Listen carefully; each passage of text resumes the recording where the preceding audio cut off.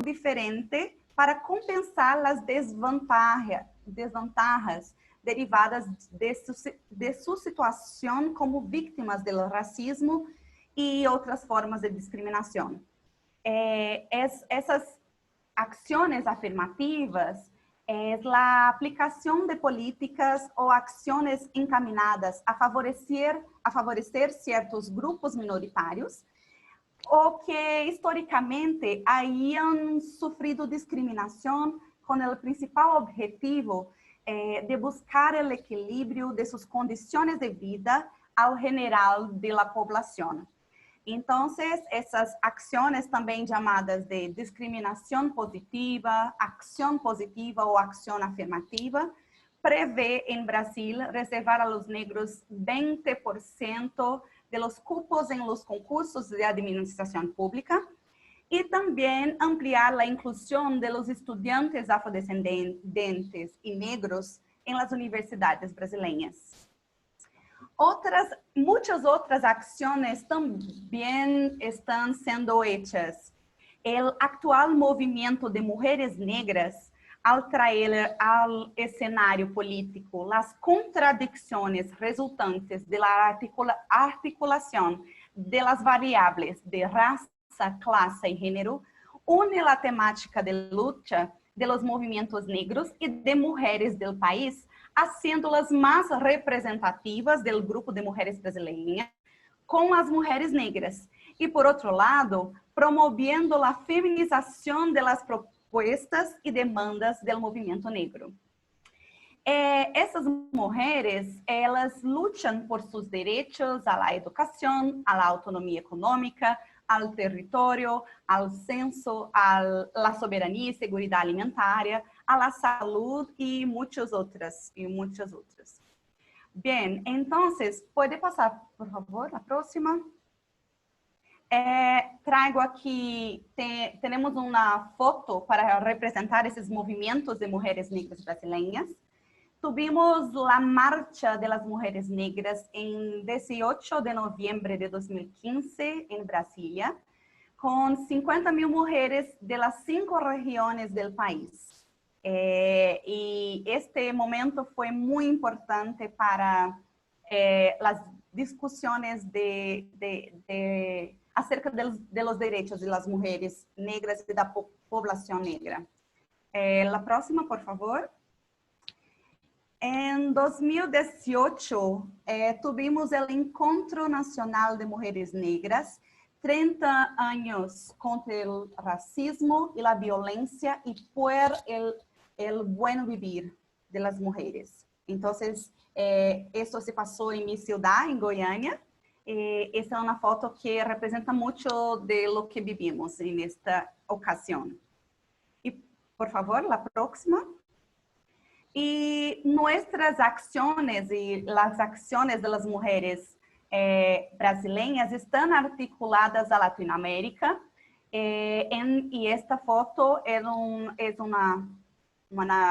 son las representantes brasileñas en el evento de la Asamblea da Red de Mujeres Afro-Latino-Americanas, Afro-Caribeñas y de la Diáspora, que se passou em Cali, em seu hermoso país, Colômbia.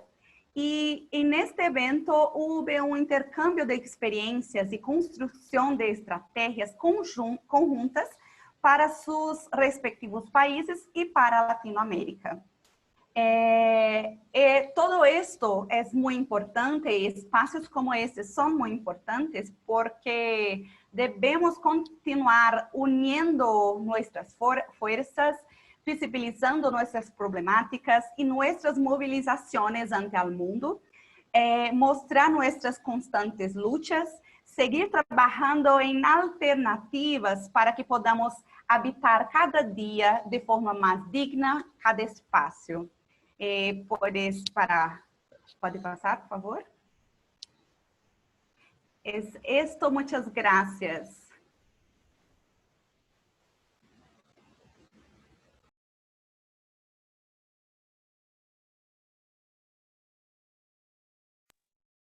Genial, muchísimas gracias, Licia.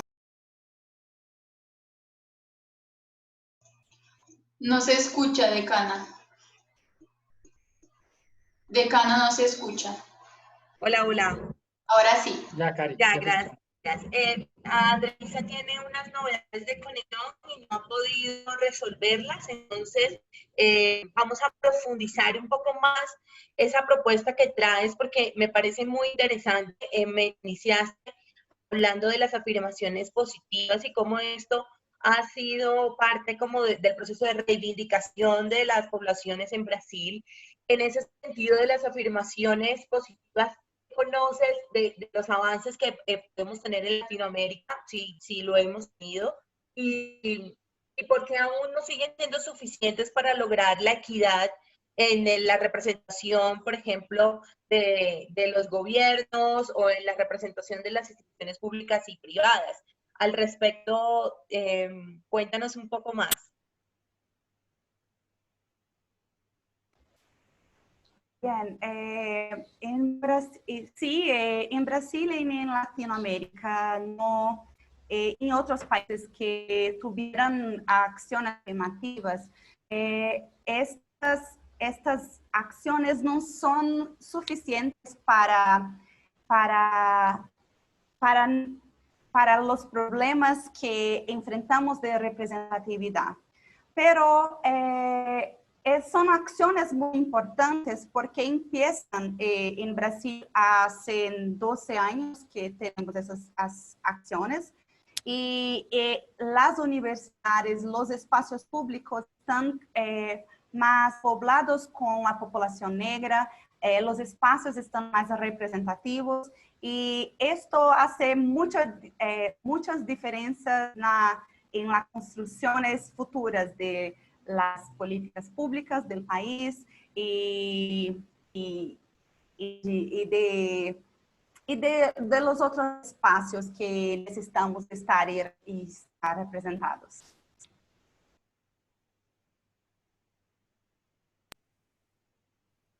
Muy, muy bien, gracias, Ilicia.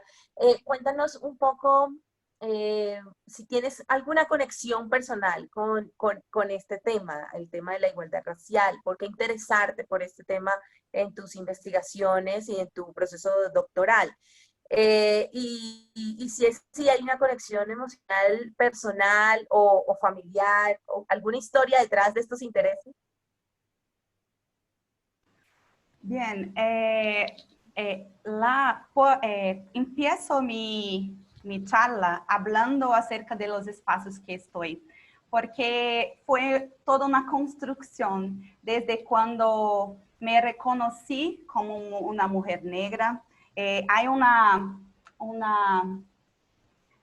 intelectual brasileña que se llama Neuza Santos y ella dice que nosotros nos tornamos negros al perceber las situaciones que vivimos, las situaciones de racismo que vivimos y esto fue una construcción que yo empecé a me interesar y leer más sobre esto y saber más acerca de mí, de mi familia, de mis hijos. Entonces, empecé a buscar espacios que hablaban de esos temas. En esos espacios de comprender la realidad de Brasil, la realidad de Latinoamérica y otros países.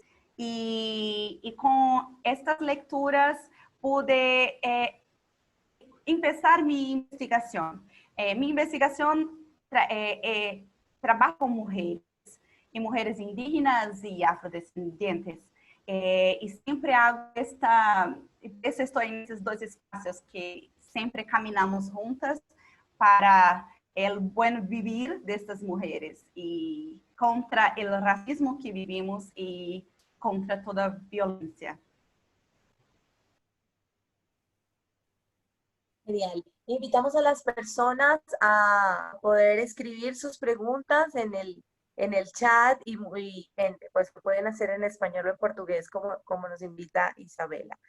Hablemos un poco acerca del fenómeno en Latinoamérica. ¿Cómo podemos explicar la contradicción que existe en una región en la que, por supuesto, fuimos cuna para el proceso de la esclavitud. Se abolió, surge la democracia como un proceso de búsqueda de equidad, igualdad y posibilidades de representación en los gobiernos, pero aún así, a pesar de que pasamos, digamos, esos grandes hitos, aún persiste la discriminación por motivos de raza en Latinoamérica, teniendo un predominio multirracial, como bien lo decías al principio de tu presentación. Decana, ¿puedes repetir, por favor? Porque no escuché al final, por favor. Digamos, cómo entender la contradicción que existe en Latinoamérica en términos de si ya existe un sistema democrático, si ya hemos abolido la esclavitud, que digamos que fue el fenómeno que permitió y validó la discriminación, ya pasamos esos grandes hitos históricos en Latinoamérica porque aún existe la discriminación por motivos de raza, cuando para nosotros la multiplicidad de razas y de etnias y de expresiones culturales son parte de nuestra estructura como sujetos de Latinoamérica, como ciudadanos latinoamericanos. Sí, es algo que decimos que es común en Latinoamérica, es un proceso de colonialismo que vivimos, y este proceso se pasó, pero aún tenemos la colonialidad. Esta colonialidad hace con que nuestro patrón sea el patrón eurocéntrico, el patrón del norte del mundo. Entonces, el norte es el patrón y hace con que hasta hoy nosotros esta idea de colonialidad que Aníbal Quijano habla acerca de la colonialidad del ser, del saber y del ser, saber y... me olvidé del último, pero voy a me acordar. Entonces, esta colonialidad hace con que nosotros, y el racismo estructural, como he dicho, hace que nosotros vivimos esta situación de perpetuación del racismo. Por esto es tan importante espacios como estos, que podemos intercambiar en Latinoamérica y construir nuestra identidad latinoamericana. Y hay una otra intelectual brasileña que se llama Lélia González, que habla de amefricanidad o américa latina. Entonces, ella habla acerca de esto que es común a nosotros. Esta es la forma de resistencia que podemos continuar a través de los movimientos sociales, de las políticas públicas, combatiendo el racismo que vimos hasta hoy. Sí, tiene toda la razón. Me parece muy interesante el de afro-latinoamericano, muy bien. Para finalizar, digamos, este espacio, digamos que me pertenece a mí, de mis preguntas, me gustaría un poco descubrir cuáles han sido los resultados de tu investigación en la categoría de ser mujer y afro. ¿Qué significa ello para digamos, asumir los retos que tiene el empleo, la educación, la maternidad, etcétera? O sea, cómo nos construimos como mujeres y qué descubrimientos has hecho a partir de tus investigaciones. Bien, utilizo las categorías para mis estudios de interseccionalidad, que es una categoría metodológica de Kimberly Crenshaw, que es una intelectual estadounidense, pero muchas otras intelectuales también hablaban acerca de esto, de esta de este lugar en que colocamos varias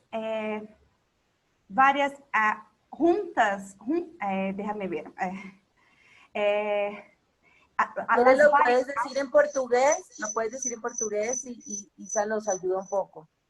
sí. Aquí retando a Isa pues con su traducción. Sí, claro. Es una articulación de las variables de raza, clase, género y otras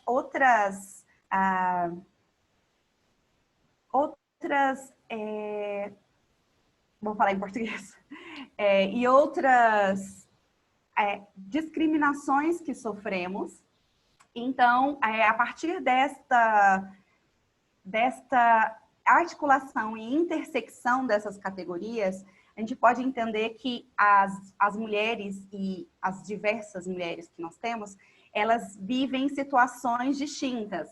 Então, ser uma mulher negra, ser uma mulher latino-americana, ser uma mulher pobre, ser uma mulher... essas categorias, elas se interseccionam. Então, a partir de entender isso, é que podemos ver e também perceber o que as nossas ancestrais, as mulheres que vieram antes de nós, já fizeram, e citando outra intelectual brasileira, que se chama Jurema Werneck, que ela diz que nossos passos vêm de muito longe, lembrando dessas ancestrais, é importante a gente se reconhecer como mulheres negras e começar esse processo de luta por seus direitos nos diversos espaços. Cada pessoa vai ocupar um espaço diferente aí na luta em favor das mulheres. ¿Lo comprendiste, mi profe? Sí, pero la idea global me gustaría que nos ayudaras a precisar. Gracias, Licia. Bueno, en rangos generales, se habla en portugués, yo no sé cuál es la mejor traducción al español, pero hablamos de feminismo interseccional, que trae las mujeres de distintas etnias, distintas clases sociales, estratos sociales. Pues lo que nos comenta Alicia es que lo que sufre una mujer afro, sea colombiana, sea brasileña, es muy distinto a lo que sufre una mujer blanca o a lo que sufre una mujer pobre.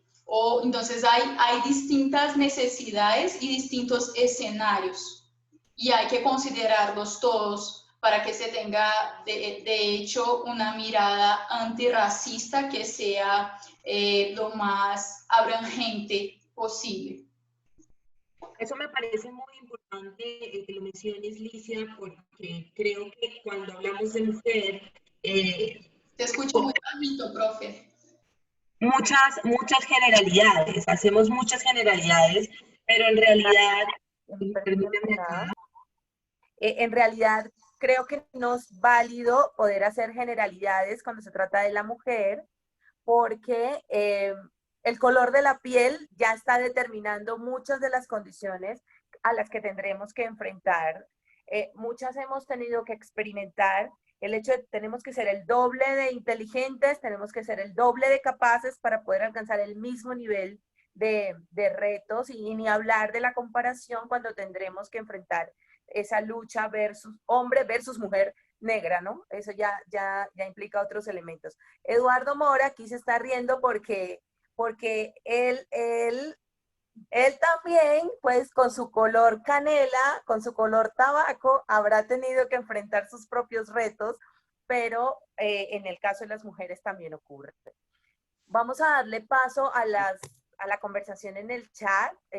Tenemos algunas preguntas y Eduardo ha levantado la mano, pero vamos a darle paso aquí a las preguntas del chat.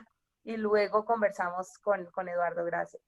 Nos dice Luz Tatiana, muy buena presentación. Pregunta, en la formación de las niñas y niños, ¿qué elementos serían importantes para superar el racismo? Muy al lugar para ir llevando la conversación a, bueno, ¿y ahora qué tenemos que hacer, no? ¿A qué nos tenemos que comprometer? Bien, uno de los roles que hacemos es educación en derechos humanos, que hacemos esto en nuestra universidad, y también en las organizaciones que hacen parte, hacemos talleres para formación, hablar con los niños y niñas acerca del tema del racismo, la igualdad, acerca de esta temática. Entonces, la escuela es un espacio muy importante, la universidad también, la formación de los profesores también, ellos tienen que aprender y hacer formaciones para trabajar con los niños también. Sí, de acuerdo. Creo que estamos en la misión de poder hacer que la educación sea la herramienta para poder liberarnos de todas las prevenciones, estigmas y prejuicios, para hacer contracultura en ese sentido. Nos dice Gerson Faber, ¿cómo cultivar y mantener el respeto por la diferencia? Bueno, está muy relacionado con la pregunta anterior. Los niños en un gran porcentaje no tienen mecanismos de discriminación, pero a lo largo de la vida se empiezan a construir estas diferencias y a estigmatizar a las personas por sus características de género, color y raza. Está Sí, muy alineado con lo que venías comentándonos. Sí, tiene relación con esto.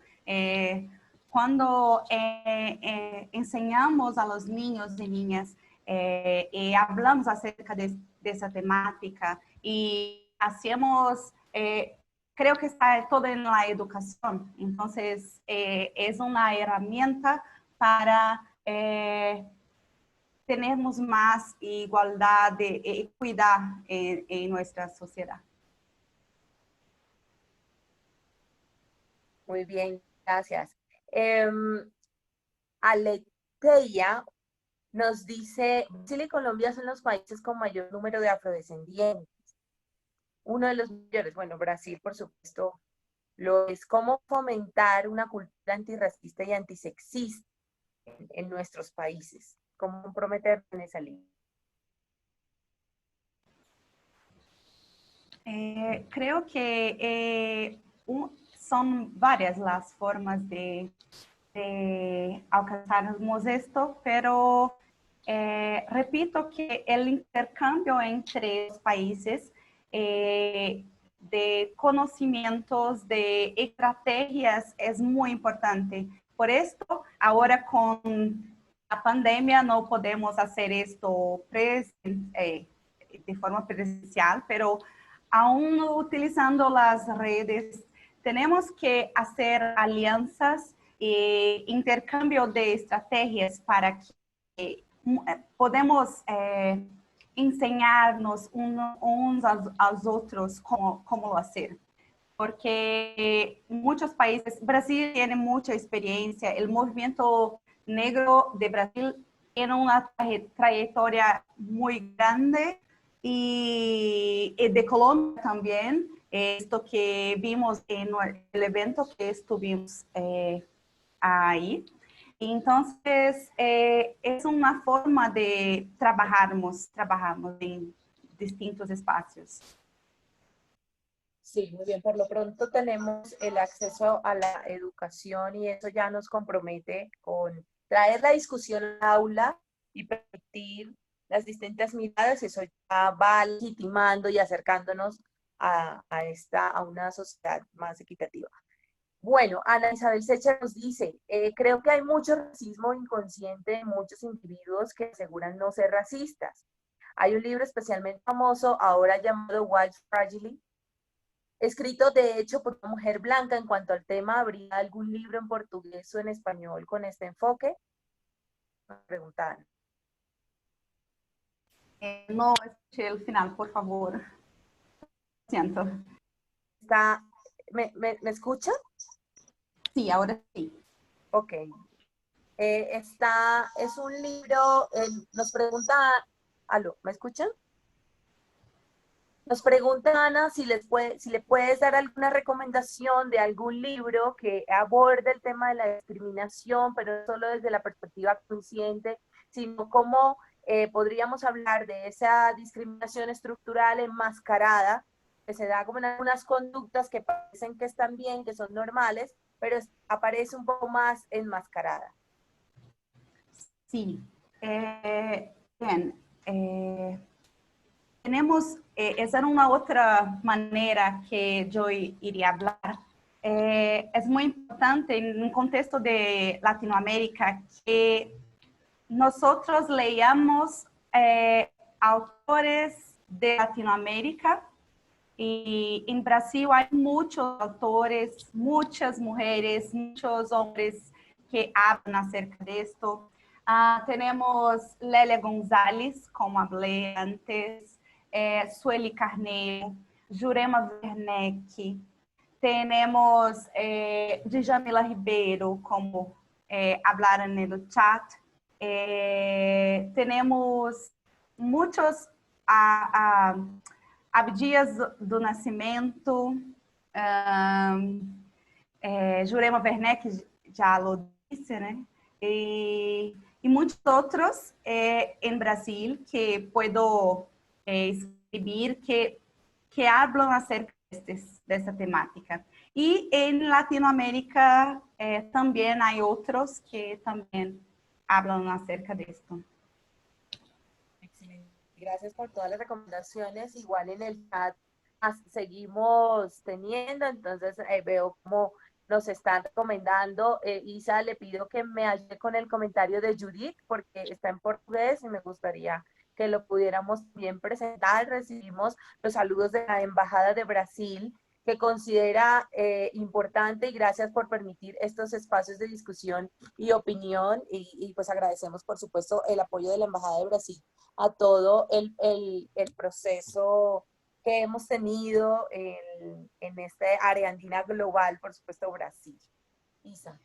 Te ayudo, bueno, Judith nos ha dicho que una de las autoras que nos recomienda Alicia, que es Djamila Ribeiro, es un ejemplo de lucha. Ella es una excelente autora, de hecho está en los primeros libros vendidos en Brasil hace muchos meses.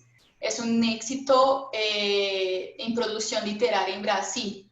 Entonces yo metí ahí al chat una recomendación de uno de los libros de ella, que puede ser una traducción informal, pero es Pequeño Manual Antirracista. Es un muy buen libro. Y también voy a osar hacer una recomendación de un otro libro que se llama Racismo Estructural, del profesor Silvio Almeida, también que es como un gran libro acerca del tema en Brasil. No se escucha, profe. Está silenciada, Cari. Cari está silenciada, decana. No, pero Cari, no estás en silencio. Parece que el micrófono no está funcionando. No, aún no te escuchamos. Ya, es que por alguna razón el otro micrófono como que no capta muy bien el sonido, pero ya estoy aquí, ¿me escuchan? Sí, siempre hay que tener plan B con estas cosas. Sí, entonces, nos decía la Embajada de Brasil, nos dice en el chat, aprovechamos este espacio para mencionar que junto a Manos Visibles estamos trabajando en el lanzamiento de En mi piel, de Lázara Ramos, así que esperamos puedan estar pendientes de nuestras redes para conocer más información de este libro. Seguramente lo tendremos en Área Andina. Muchísimas gracias por la recomendación. Me gustaría escuchar a Eduardo, que había levantado la mano. Eduardo Mora seguramente podrá nutrirnos con su participación. Buenas tardes, muchas gracias, Karine. No, me parece que este es un espacio maravilloso. Estaba comentándolo ahora en el chat de la vicerrectoría. Pocas veces tenemos la posibilidad de abrir los micrófonos para hablar de un problema tan serio como es el racismo. Muito obrigado, Lícia Carvalho, pela tua palestra. É muito boa, na verdade. Está muito bem fundamentada. Eu escutei com muito cuidado todas aquelas eu não quero falar de problemas, mas de falta de oportunidades para nós. Em América Latina, em América toda, né? Acho que aquele tema lá do colonialismo que você falou fica muito presente ainda em toda a América. Você pode ver a quantidade de mortes que tem aqui na Colômbia, nos Estados Unidos, no Brasil. Ainda bem que o Brasil tem uma legislação e umas leis que são muito fortes, né?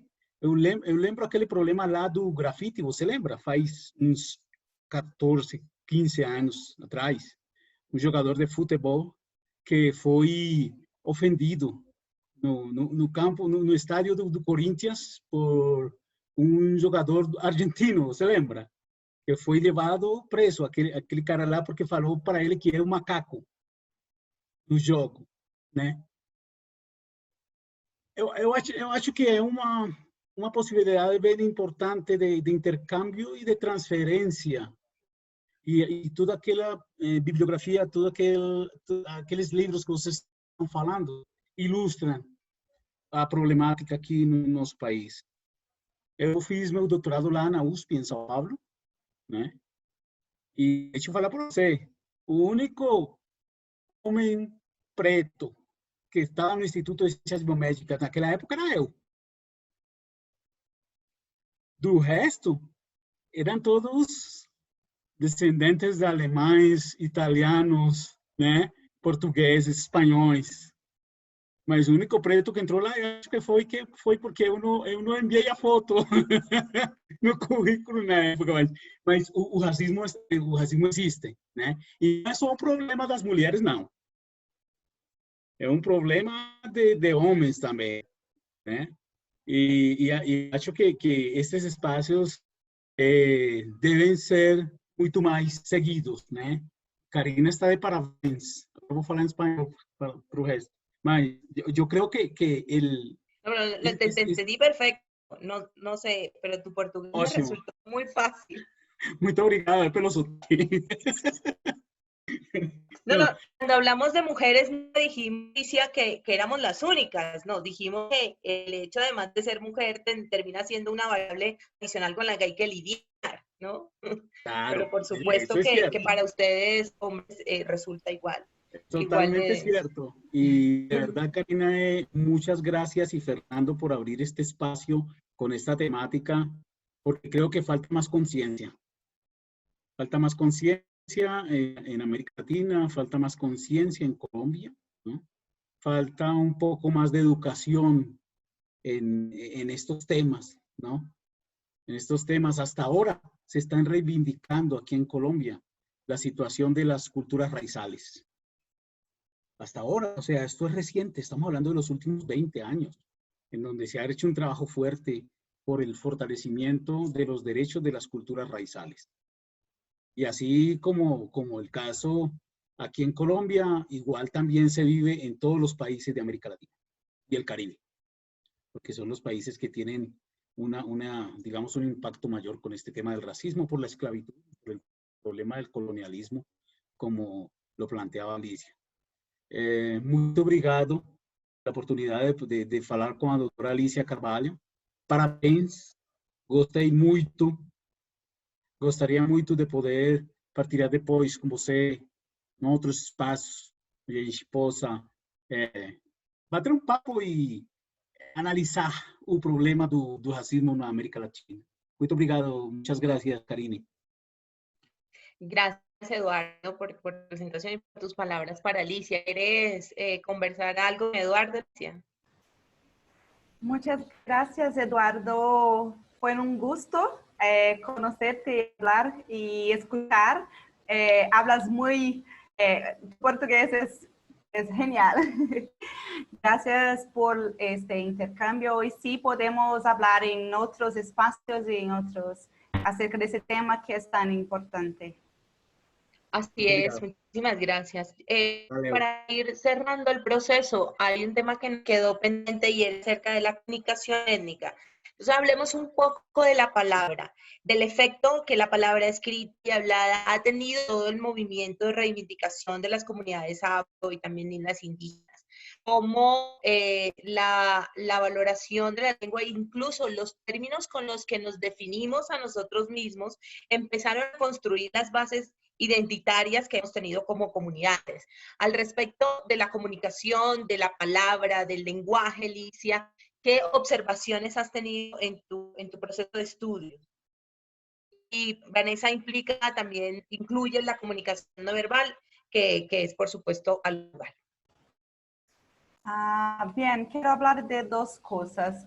Una es de la misma intelectual, Lélia González, que habla del portugués, que es la lenguaje que la población negra de Brasil utiliza y muchas veces no es valorada o es discriminada. Entonces, traemos esta noción de portugués para valorar nuestra forma de hablar, nuestra forma de platicar. Y también acerca de la comunicación como yo cuando empecé, muchas organizaciones, muchos grupos están utilizando la comunicación para visibilizar y valorar las cuestiones afro y también una forma de enseñanza. En Brasil tenemos las blogueiras negras, tenemos otras organizaciones que hablan y ahora con la pandemia utilizamos mucho más las redes sociales para que esta conversación llegue a más personas. Y tenemos muchos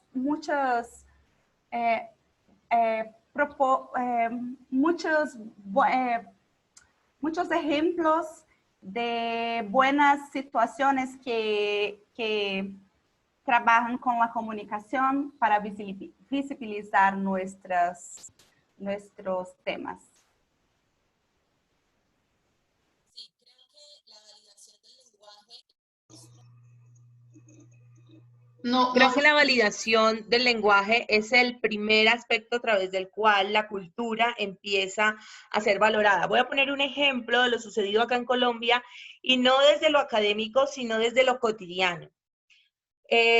Al cabello rizado se le llamaba pelo malo, si todos lo saben, ¿no? Tiene el pelo malo. Y empezó en el Chocó y en Bolívar un movimiento que se llamaba pelo bueno. Y cómo el pelo bueno empezó a generar un proceso de identidad con lo estético, porque el cabello rizado no era identificado como la belleza, como el ideal de lo estético. Y el cabello rizado poco a poco empezó a encontrar un lugar, y ahora la mujer afro lleva el cabello rizado con orgullo y ya no se identifica a sí misma como parte del pelo malo, sino como pelo bueno. Y solo una palabra empezó a desmitificar todo el proceso de lo estético en la mujer. Y ni hablar de la nariz ancha, y ni hablar de las caderas y del peso ideal, porque con la construcción de la belleza, la mujer también se ha logrado reivindicar, empoderar y reconocerse a sí misma como bella tal cual su fenotipo es. Entonces, es un ejemplo de cómo una palabra reivindicó lo estético en la mujer afro. Supongo que en Latinoamérica también, porque Brasil sí es pionera en ese tema.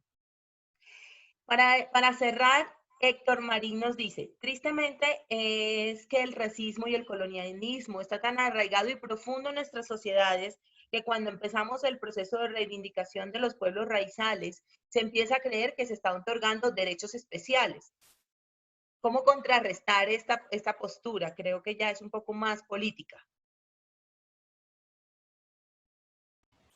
Bien, esto también se pasa en Brasil.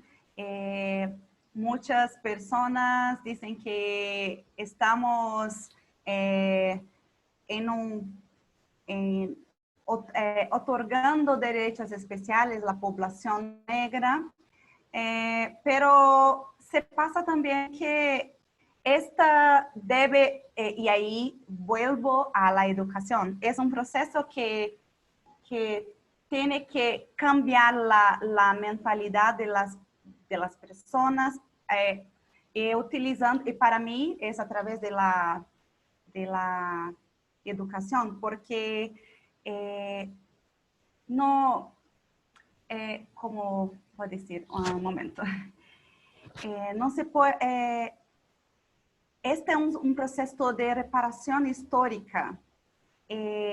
Cuando se pierde los privilegios, la primera cosa que las personas que siempre fueron privilegiadas es decir que estos son derechos especiales, pero a través de la lucha de los movimientos sociales que consiguen poner políticas públicas, como en Brasil tenemos muchas de acciones afirmativas y leyes del racismo y muchas otras, esto se impone y tiene que se cumplir. Y en un proceso más largo tenemos un cambio de mentalidad para que creo yo es a través de la educación.